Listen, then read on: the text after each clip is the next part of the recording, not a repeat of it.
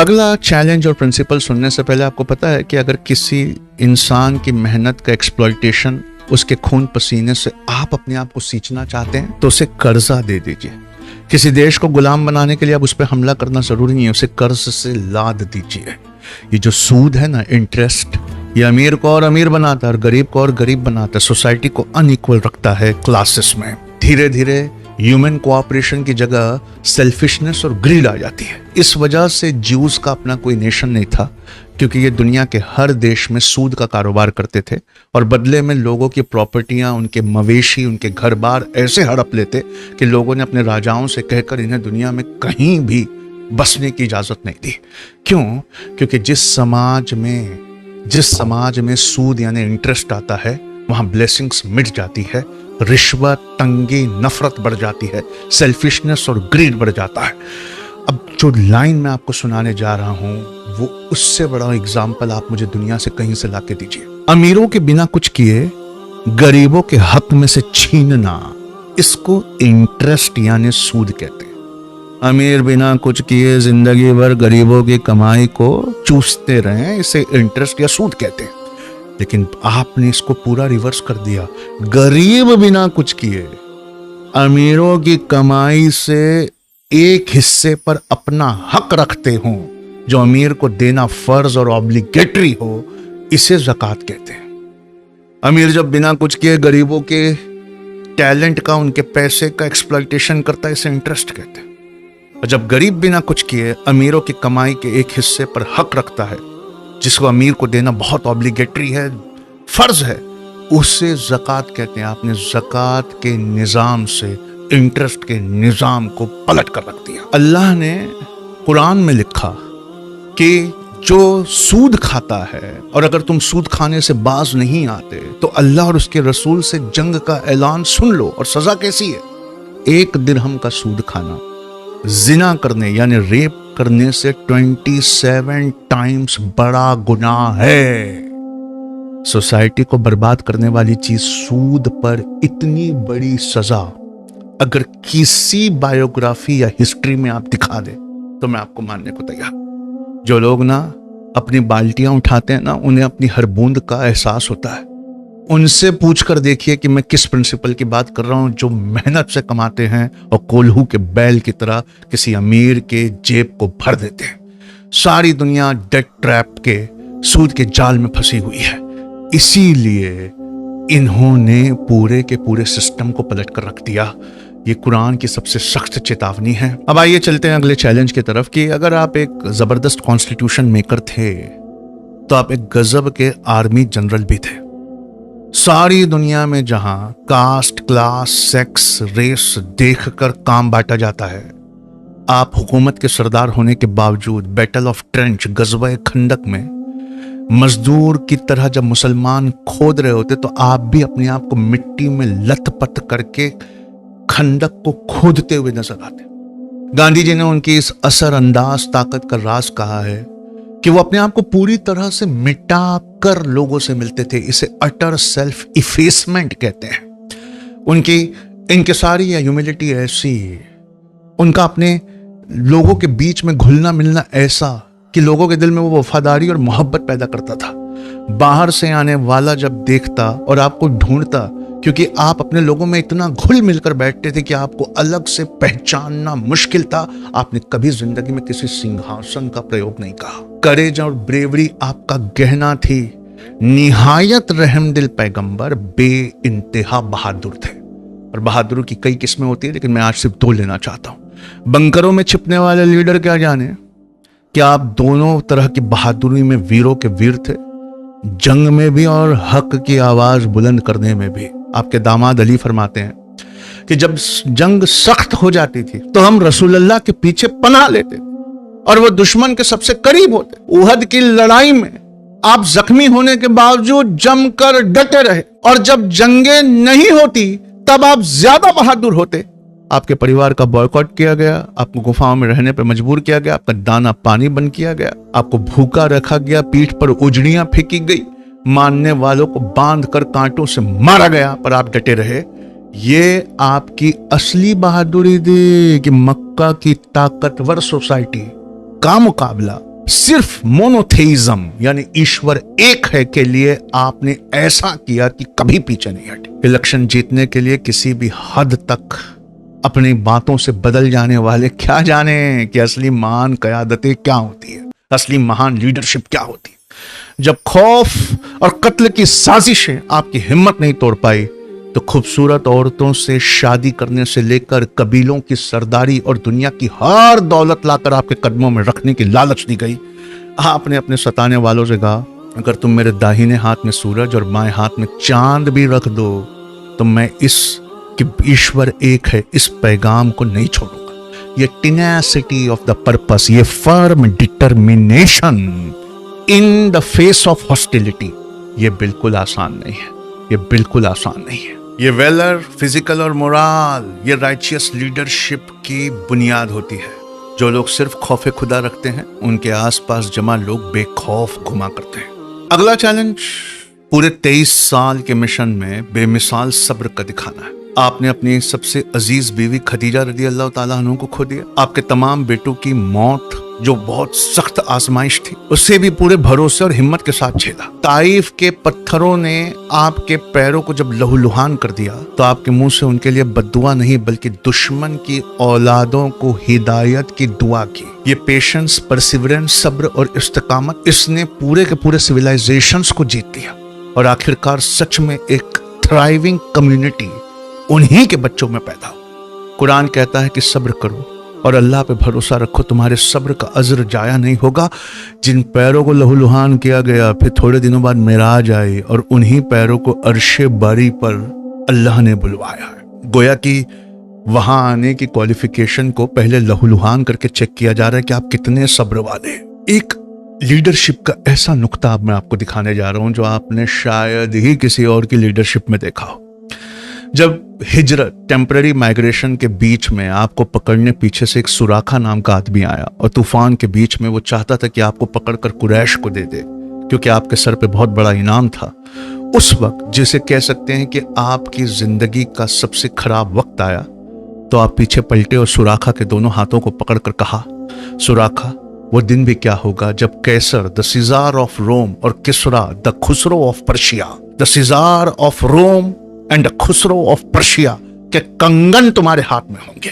बाद में ऐसा हुआ, हजरत उमर के जमाने में कैसर और किसरा, रोम और पर्शिया दोनों फतह हुए और ये ताज और कंगन लाके सुराखा के हाथ में पहनाए गए। ये जो क्वालिटी है ना, ये दुनिया के हर लीडर को, मैं कुछ और नहीं सीखना चाहता सिवाय इसके कि जिंदगी का जब सबसे कठिन दौर हो, दुश्मन पीछे, जान खतरे में हो, आगे का रास्ता अनजान हो, ऐसे अंधेरे में रोशनी की बात करो। ऐसे अंधेरे में वो बात करो कि आज की तंगहाली में अपने विजन, अपने हाथों में एक दिन दुनिया की हर चीज होगी, ऐसा करके मोराल बढ़ाओ। ये जितनी लीडर्स के लिए जरूरी नहीं है उससे ज्यादा एंटरप्रेन्योर्स के लिए जरूरी है। अगली क्वालिटी लेकिन लीडर्स में ही होना चाहिए, दिखाइए ऐसी चीज। आप एक एक्सीलेंट कम्युनिकेटर थे जो पूरे इलोक्वेंस के साथ बोलते थे। आपका ये मोजज़ा था कि जब आप बोलते थे तो अपने ख्यालात को इतना आसान करते, इतने असरदार अल्फाज में बोलते थे कि सामने बड़े बड़े कबीले इंस्पायर होकर यूनाइट हो जाया करते थे।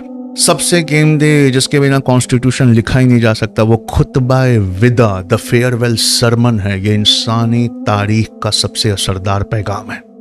ये ह्यूमन राइट्स, सोशल जस्टिस और इक्वालिटी का। मैं इसमें से सिर्फ 7 लाइनें आपको सुनाता हूं, कभी मौका मिला तो पूरा सुनाऊंगा। तुम्हारा खून, तुम्हारी लाइफ, तुम्हारा माल, तुम्हारी प्रॉपर्टी, तुम्हारी इज्जत, तुम्हारी ऑनर आज के दिन से हमेशा के लिए पाक है और ये तुमसे कोई नहीं छीन सकता।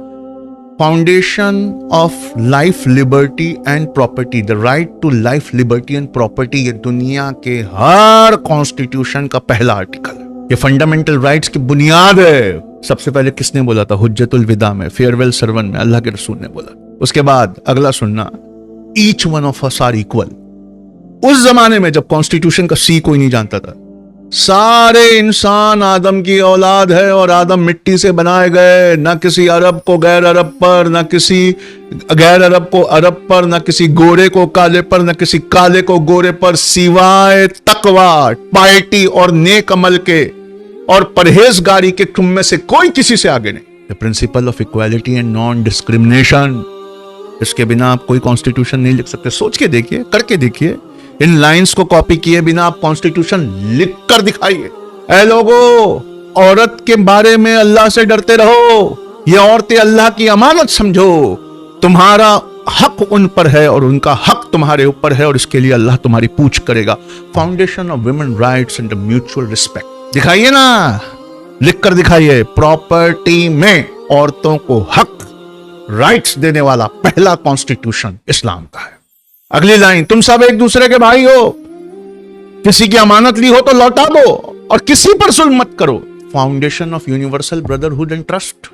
याद रखो तुम अपने रब से मिलने वाले हो और तुम्हें अपनी हर चीज का हिसाब देना है। Principle of moral responsibility and accountability. ये थे इलोक्वेंट स्पीकर, जेंटल कम्युनिकेटर, जिन्होंने लिखा है हर बात गौर से सुनते, अक्सर मुस्कुराते, कभी किसी ने बिना मुस्कुराए उनको नहीं देखा, कभी बदजमाने नहीं करते। पूरी 63 साल की जिंदगी में एक लफ्ज ऐसा नहीं। जेंटल कम्युनिकेटर थे, शफकत भरा अंदाज होता, लोगों की इस्लाह भरा अंदाज होता, उन्हें कभी शर्मिंदा नहीं करते, और शर्मिंदा करने वाली बात होती तो अलग अकेले समझाने वाली टोन में समझाते। ये इंक्लूसिवनेस और ये इक्वालिटी, नस्ल, वंश, तबकात सब खत्म कर दिया। उन्होंने कहा सारे इंसान अल्लाह के नजदीक बराबर हैं।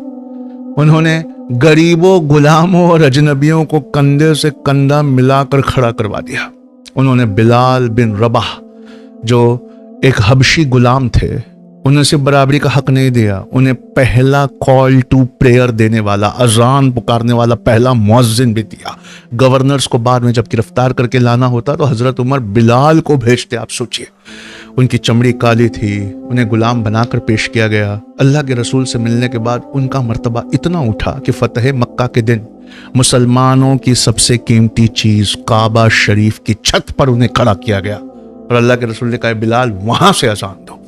वेटिकन सिटी रोम, हिंदुइज्म, बुद्धिज्म, दुनिया की क्रिश्चियनिटी, क्या कि कोई एक ऐसे इंसान, वहां तो हमारे यहाँ तो इबादत गाहों में घुसने पर लोअर कास्ट की पाबंदी थी। करके दिखाइए अपनी सबसे मुकद्दस इबादत गाह पर किसी को खड़ा करके, और वो भी जिसका बैकग्राउंड ऐसा रहा हो कि इस्लाम में आने से पहले वो गुलाम रहा हो और पकड़ के लाया गया हो, उससे ऐसा दर्जा दीजिए। बराबरी का दर्जा भले आप दे सकते हैं, पर अपने से ऊंचा करके दिखाइए।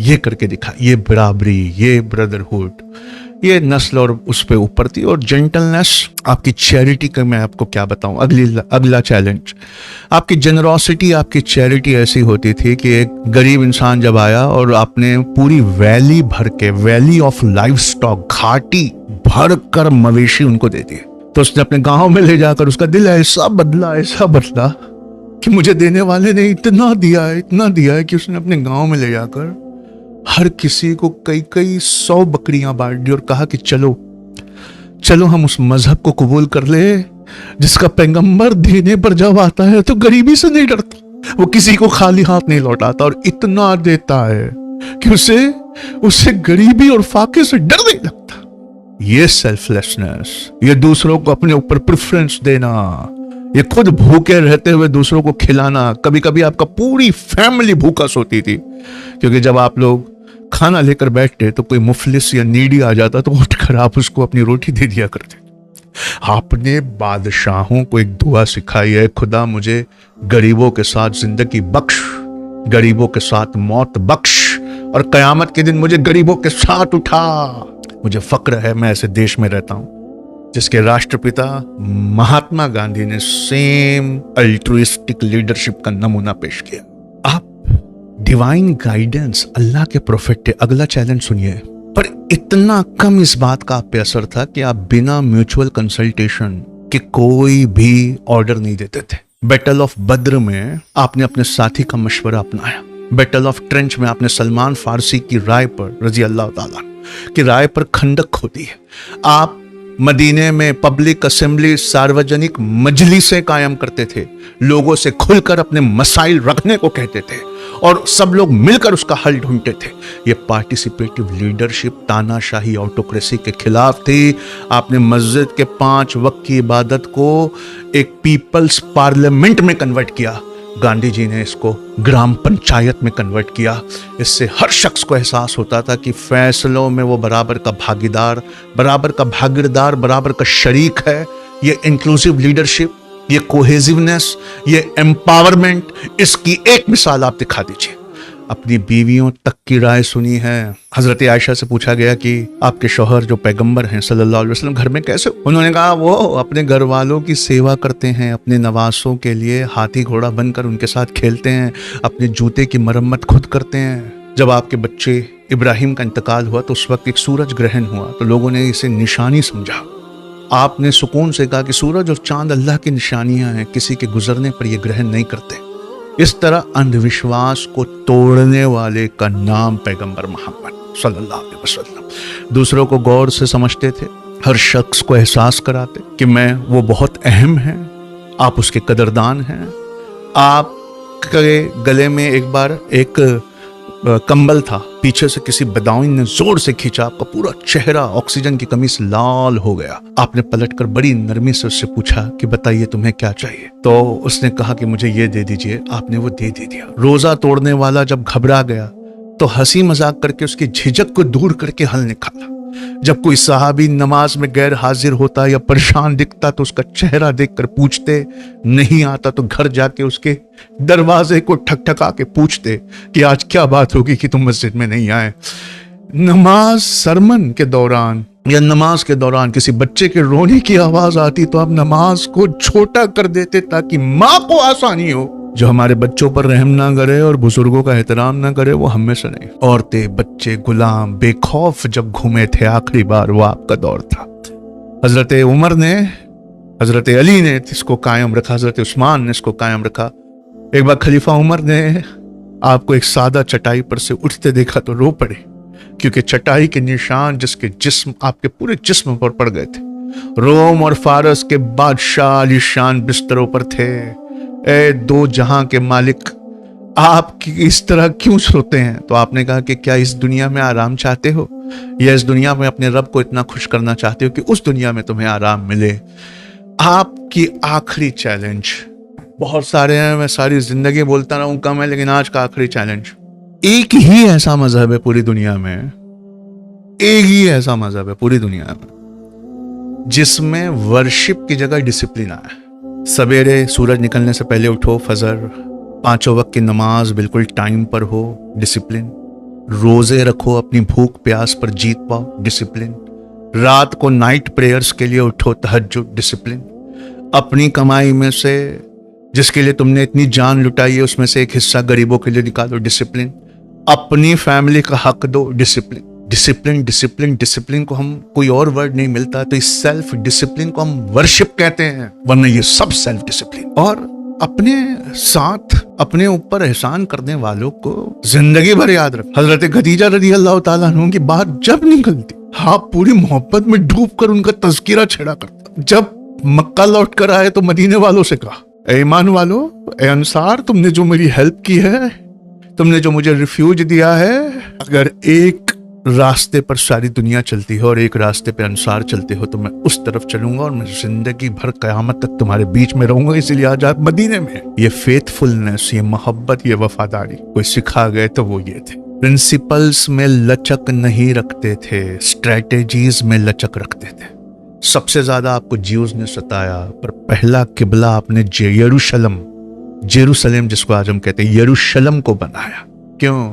क्योंकि आप ये प्रैग्मेटिक चेंज, ये हार्मनी बिटवीन द सोसाइटी चाहते थे। सोचिए, सबसे ज्यादा सताने वालों के किबला की तरफ पहला किबला आपने बनवाया। जब कॉन्स्टिट्यूशन ऑफ मदीना लिखा गया तो मुसलमान और यहूदी को एक पॉलिटी में बांधकर आपने एक तरह के राइट्स दिए।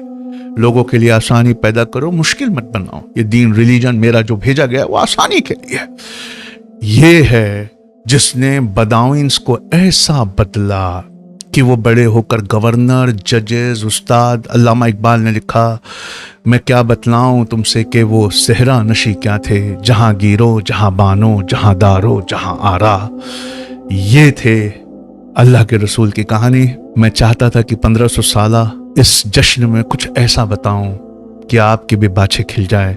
वीडियो थोड़ा लंबा हो गया है, लेकिन वीडियो कयामत तक चल सकता है। आपने इतना कुछ किया। Thank you.